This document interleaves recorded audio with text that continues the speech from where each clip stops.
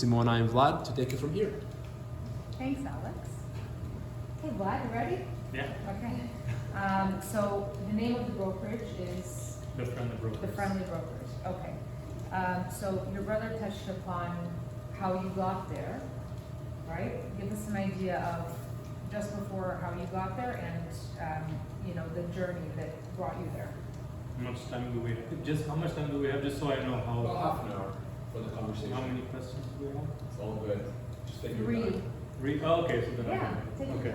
time. Because I could go way back, or I could just start right before I started the brokerage.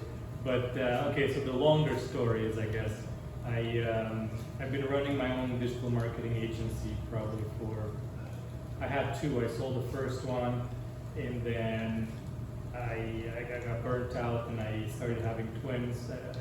I was expecting twins, and I told myself I can't work these 12-hour days anymore. It's the twins coming, so I'm going to sell the agency. So I sold it, and then I decided to take a regular job at TD Bank, and then I lasted 2 months, and I went back and started my second agency because I couldn't do it. I said I'll come back when I'm close to retirement. I'll come back and work at a bank. Doing what at TD Bank? I was head of SEO, again, marketing related. But yeah, I couldn't last very long. And nothing about TD. Like, it's one of the best companies I worked for. After Expedia, I was also head of SEO at Expedia. What's SEO? Whatever Biz by Sell, the guy from Biz by Sell showed them ranking in Google at the top. That's what I used to do for everybody. And that was my specialty, was SEO, just helping companies rank in Google at the top of Google. And I worked with dozens of Fortune 500 companies. And yeah, I was also head of SEO at Expedia, and that was the best company to work at. And then TD was great, but it was way too slow paced for what I was used to. So I didn't last very long. And then I started my second agency, and while I was running my second agency, I started reading a bunch of books about how to systematize companies and how to, because I realized I was spending way too much time working in the business, and I had to research on my own how to work on the business and less in the business. So I got to the point where I had pretty much created so many SOPs for absolutely everything you could think of, and then I hired the right people and trained the right people, and then I was able to kind of exit from the business. And then I took a job as a CMO at the PE firm, smaller PE firm in the US. What's a PE firm? A private equity firm. And then I was helping them, I built their funnels for both on the investor side and then on the business acquisition side. And then I learned a lot in that process, while still owning my agency and just kind of running it in the background. And then I'm not going to go into details why I left the PE firm, but I left the PE firm. I was CMO, then I was CEO briefly, and then the initial co-founders came back after they went off to start up a roll-up in HVAC and plumbing space, meaning like buying up a bunch of companies in the industry. And then they came back wanting to run the PE firm again, and then we just had different visions, and then I just left.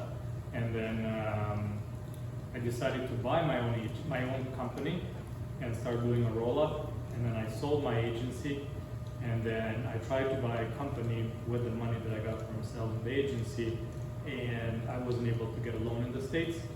I was trying to get a loan in Dallas.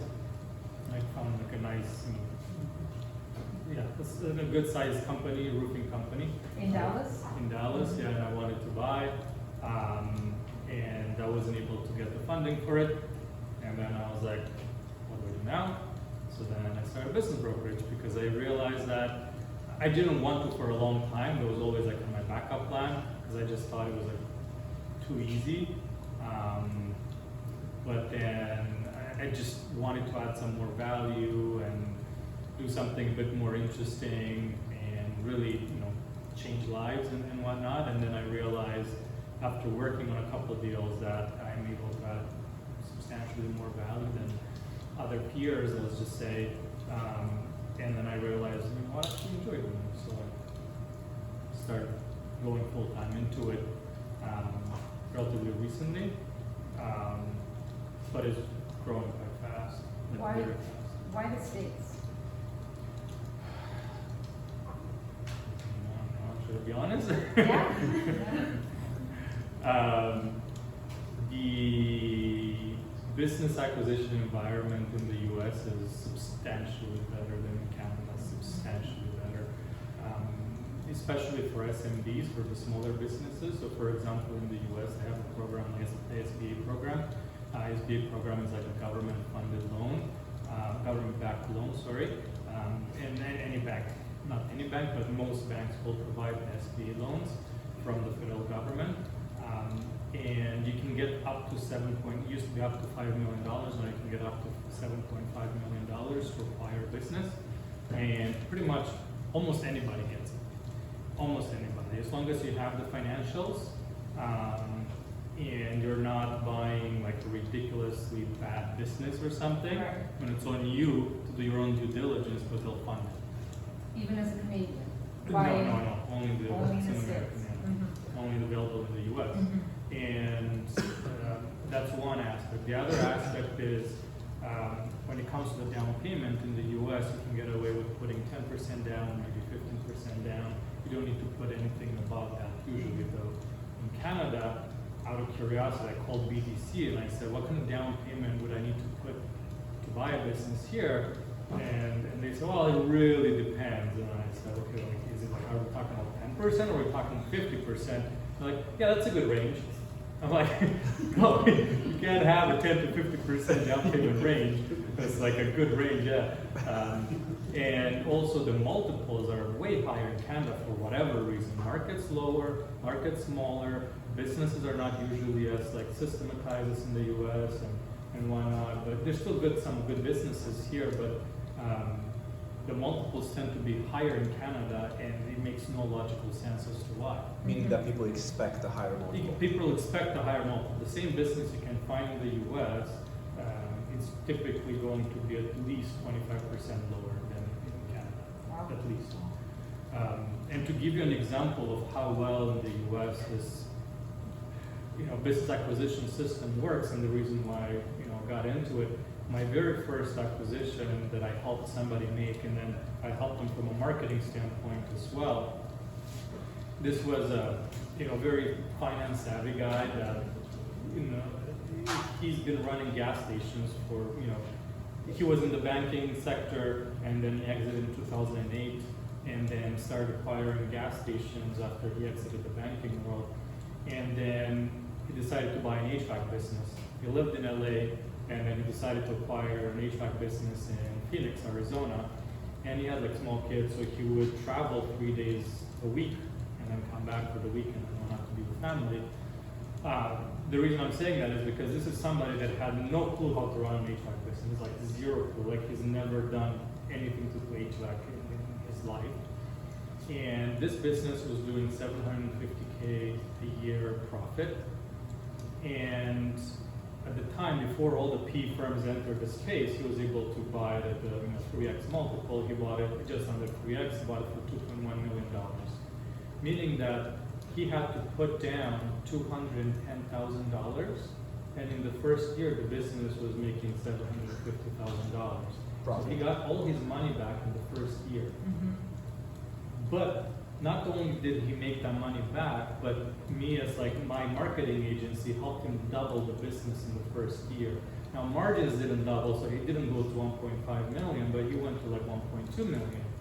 So imagine clearing close to, $1 million. Obviously you have your debt payments afterwards and all that kind of stuff, but you're still more than doubling your money in the first year of acquiring a business, which is impossible in Canada. Impossible. So when it comes to buyers being incentivized to acquire businesses in the US versus Canada, I just don't see why anybody would want to buy a business in Canada. I just don't understand why. Unless it's a really good business and it makes a lot of sense. But typically the way the system is structured in the US, you can't compare with what we have in Canada. So that was, someone that owned gas stations that bought HVAC. What other interesting acquisitions or sales have you been part of? A lot. Mostly good, but there's some bad ones. I don't know if you guys want some stories on bad as well, because it's not all like, you know, it's all positive. There's one thing I like about Americans is that they take huge risks. They take huge risks, and when they win big, but they also sometimes crash and burn. And I've seen it a lot of times when people bought companies in the digital space, whether it's like e-commerce websites, or they bought I've seen a lot of people crash and burn buying e-commerce sites, so people that are not from the space, or where they bought businesses that were entirely reliant on, let's say, advertising channels. Like when a business is entirely reliant on revenue generated through SEO channel off of Google, you know, or Google Ads or whatever it is, well, as soon as Google changes their algorithm, that whole site can just disappear from Google overnight. And you just spend, you know, $1 million, $2 million on the site, and then it's just gone overnight, and you're like, well, still gotta pay the loan. What do I do? So that happened. That happened to somebody that I know. He paid over $1 million for a website, and then the website got penalized by Google 6 months later. And that was it. And that was it. And then what happened? He just had to just Is that, oh, well, lock up and shut down. yeah. It's like, shoot. That was it. And I was like, oh, my dad's got a cleaning business, so I'm just gonna go borrow some money from him. So when you step into this role, right, someone calls you, someone says to you, okay, I'm interested in buying this business, acquiring this business, what are the steps that you take? Would they want to buy the business? Yes. I usually represent sellers, but on the buy side, I have helped some on the buy side, like one deal right now that I'm working with, but usually on the buy side I work with institutional buyers, not so much private individuals, just because institutional buyers, like, I can build relationships there, and then they buy. I have one institutional buyer that I work with that they buy over 150 businesses a year. So I prefer kind of building those relationships and helping them, and usually the process is way different because they have cash in the bank, Right. and they have their own due diligence process, their own criteria, their own everything. As long as I bring them a business with their search criteria, they just buy it. Okay. Like, prices don't really, like, no individual can compete with those Right. prices that they throw those businesses are just unreal. So what's your process on the seller side? On the seller side, usually I usually ask a lot of questions of the sellers to make sure that I'm selling a good business. I turn away more businesses that I actually represent. And I just need to make sure that I feel good about the business that I'm selling. And right now I'm still learning, I would say, so I haven't really honed in exactly what the process should be, but I feel like I need to have some local reps, I think, at some point in the future, because right now I'm still doing everything virtually over the phone and whatnot. And recently I closed I was starting to help somebody sell a business, and I sent like 6 really good buyers their way to they were very serious about buying their business, and they get there and they're like, did you know that the seller lives in the back office? He literally has a bedroom in the back office and lives out of there.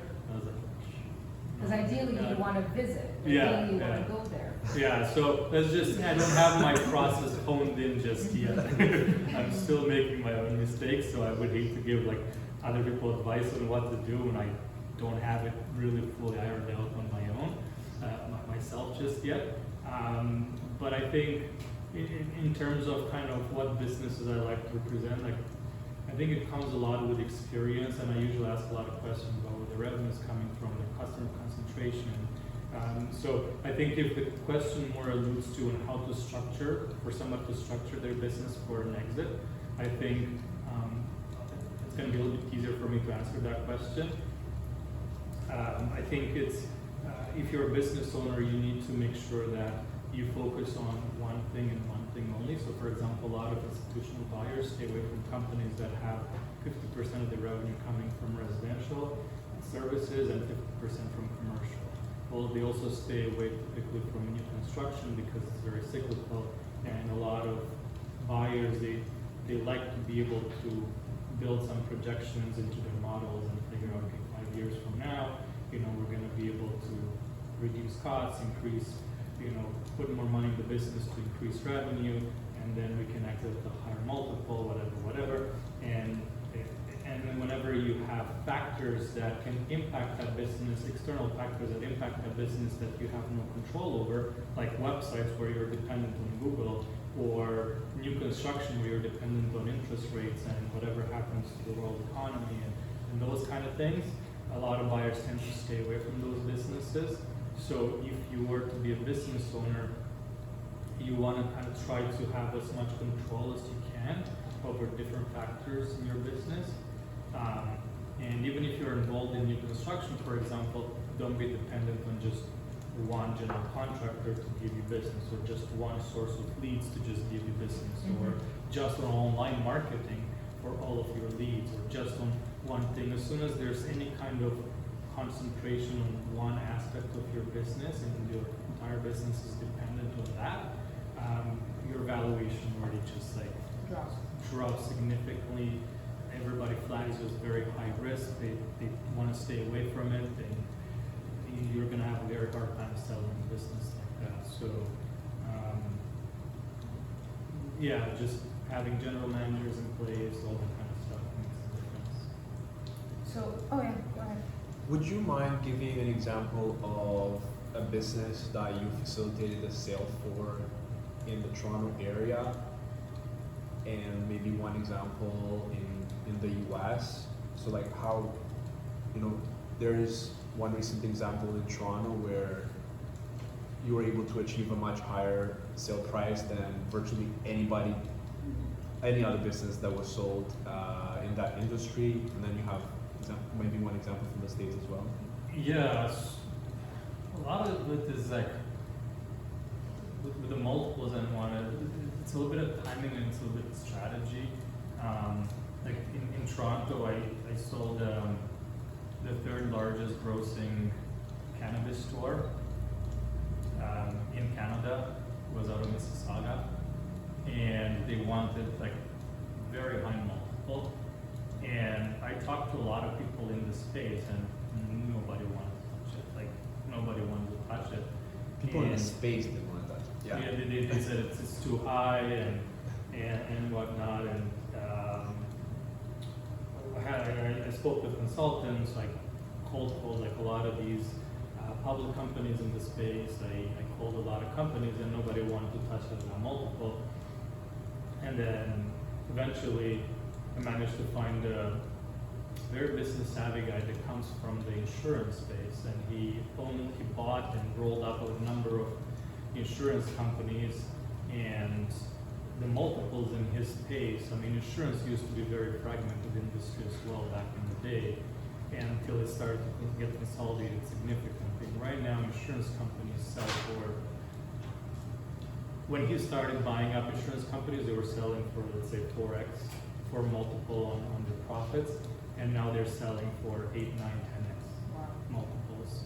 So he saw it happening in the insurance space, and then he's comfortable paying those kind of multiples. In the cannabis space, the multiples used to be, 2, 3 at this point. They are still 2, 3x multiples at this point, is because there's so many of them and they're not doing very well. And these guys wanted about 4x multiple, which nobody was prepared to do because they had so many options on, 2, 3x. But this guy looked 10 years ahead, and you saw what happened in the insurance industry, and then you saw the same thing that's going to happen in the cannabis space. And he paid the asking price, like exactly what those guys were asking for. I convinced him to buy at that price, and then now I'm still in touch with him, and he's in talks with the largest grossing cannabis store in Canada To buy that one as well. The 5x multiple. Wow. And once he has that kind of market share, then he can kind of dictate a lot of things into what he does. And then he'll roll it up to prepare to sell it to a PE firm. And PE firms tend to pay significantly more. So he'll just hold on to it. Yeah, for the next 5 to 10 years, and then sell whenever the time's right. Right. So referring back to one of the previous answers to one of the questions, when you were talking about, like, in a sense, spreading out customer acquisition and whatnot, if I were to create lead gen for personal brands, so things like Gary Vaynerchuk, does that almost diminish your chances of getting a higher multiple? Yeah. I mean, unless you get to their level, it'll be hard to. And I mean, there's also, you'll be hard pressed to find real case examples, like real life examples where a personal brand got sold for, a personal brand that was built on that individual that got sold for a very high valuation. I'm sure it exists because there's always exceptions to every rule, but typically speaking, unless you get to a very large, market presence, market share, and let's say if you're running a small agency, I had to sell my own agency because I was a key man risk and I had to stick around for 2 years and I had to, accept a slightly lower multiple than I would have, I could have asked for if I had a lot of other things in place. So, and my entire agency was built on my reputation. Like I had never actually done any marketing for myself. I was running a 7-figure agency. I would have to come in every couple of years and redo his website because he never had time for it. I had the same website for like 10 years, never updated it, and I was running a marketing agency, but it was just based off of my reputation, and I never did any sales or marketing for myself ever. And it was a relatively decent sized agency, and but I did a lot of things wrong, right? Like in hindsight, knowing now what if I knew then what I know now, I would have done things a lot differently. And so I think a lot of the people that I talk to right now, they want to sell and they're ready to sell, and I tell them, no, don't. Take another year, do this, let's talk again next year. Because I don't want other people making the same mistakes that I've made.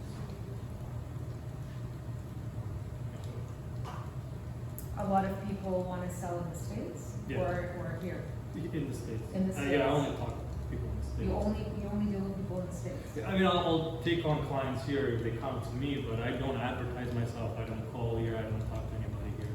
So I only talk in the US. Maybe you're missing out on some of the deals. Yeah. No, I don't think he's interested. I just know they're harder to make. Like all the P firms that I talk to, they don't want to come up to Canada unless it's like a ridiculously large business. But all the P firms with money, they're all in the US, and that's why I tend to focus there because that's where all the money is. 3 years ago, there were no P firms, and now I have over 500 of them in my database looking to buy businesses. Wow.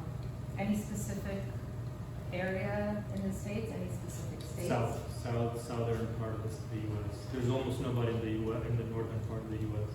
Wow. In the South, they're fighting over businesses like crazy. Like what kind of businesses? Trades. Trades. Really? They're consolidating the trades industry like nobody's business right now. Why? Because nobody wants them, but they want them. And nobody, I'll give you an example. I'll give you an example as to why they want it. And the way I doubled that HVAC business in Phoenix is from a marketing standpoint within 1 year.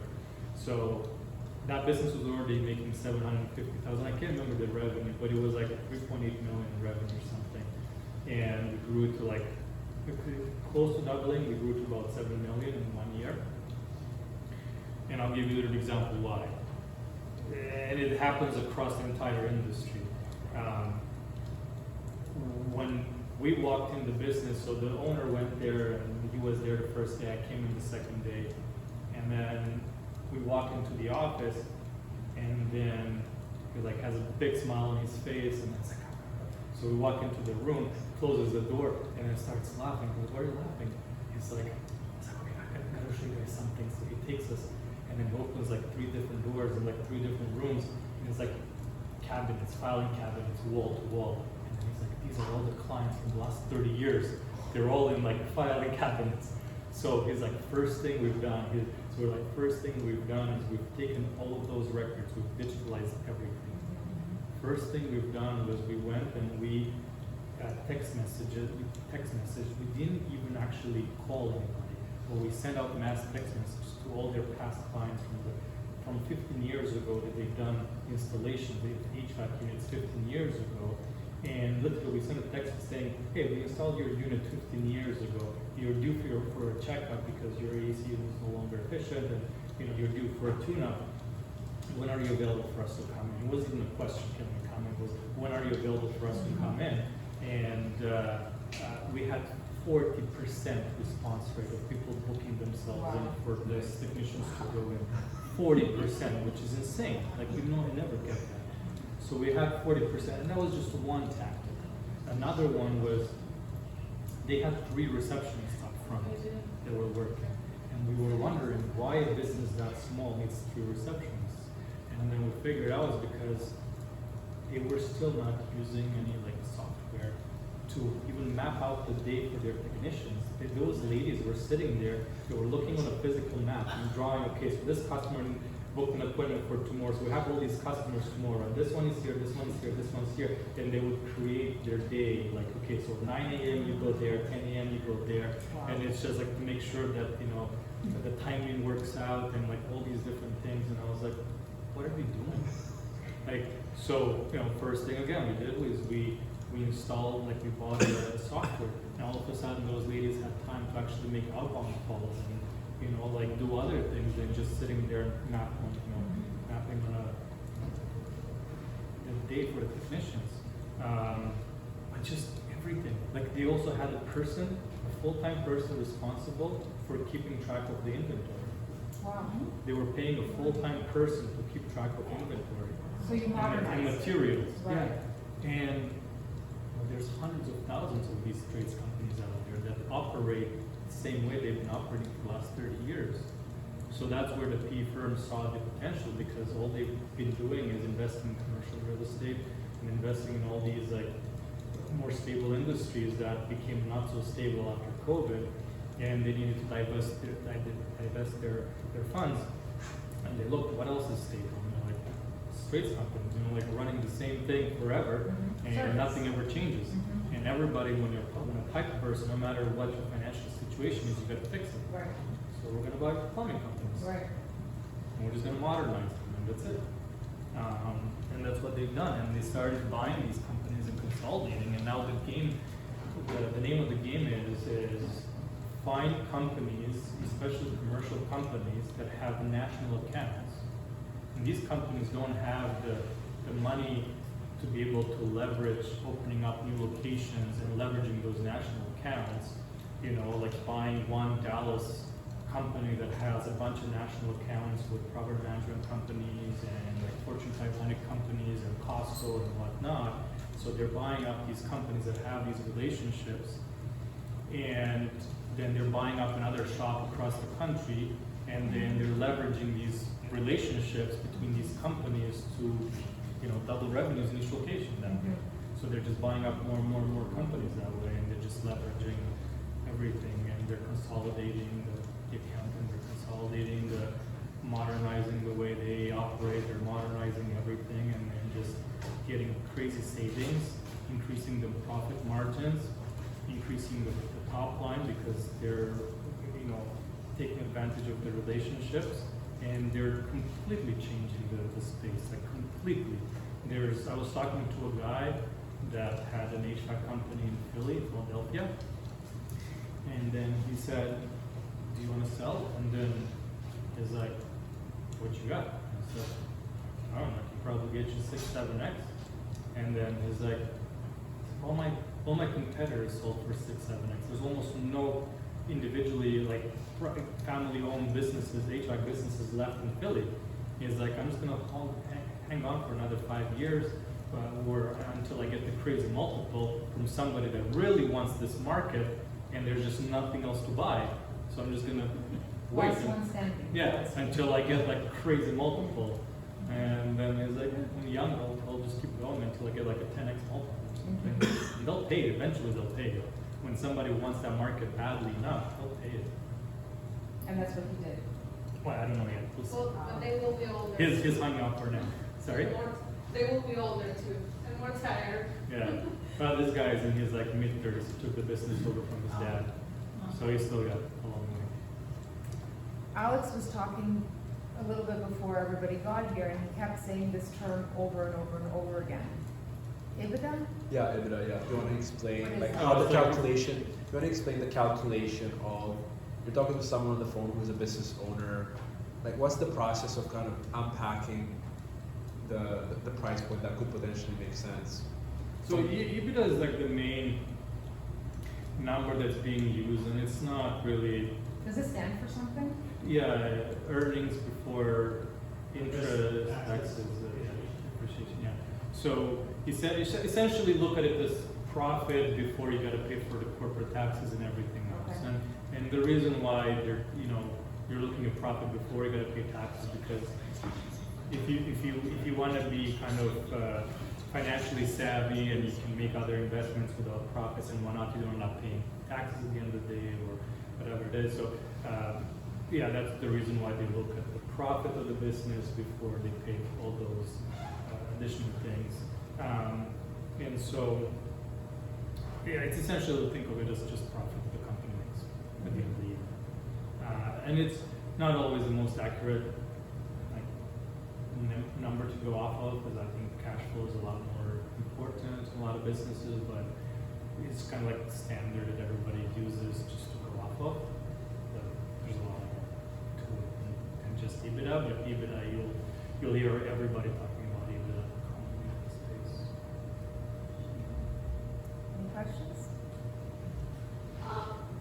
What would you suggest if someone is looking to purchase a business in Canada these days, like something that Go to would the be- US now. I mean, based on the AI and those technology thing, is there any recommendation that you might give to someone who's looking to start a business and they don't have experience in it, or you should have experience in it?